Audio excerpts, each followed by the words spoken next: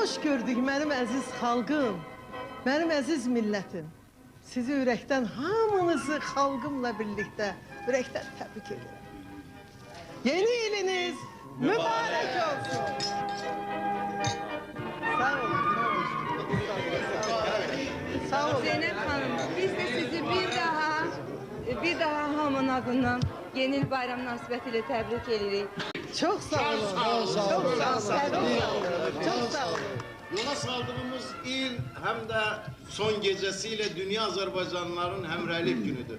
O münasibetle bu dakika bize bakan bütün dünya Azerbaycanlılarından sizi tebrik ediyoruz.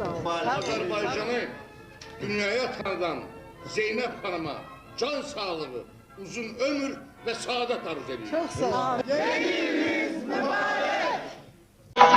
Adımı kalbinden atabilirsen, uzak arzulara çatabilirsen, benden güzelini tapabilirsen, benim tek sevenim olmayacak.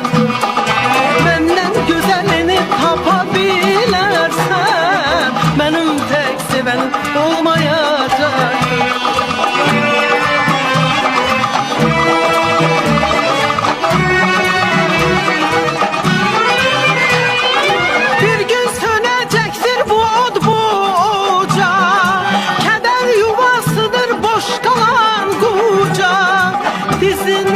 Baş koyup yatan olacak, başına dönenin olmayacaktır. Başına dönenin olmayacaktır. Dizine baş koyup yatan olacak, başına dönenin olmayacaktır. Benim tek sevenim olmayacaktır. Olmayacaktır, olmayacaktır.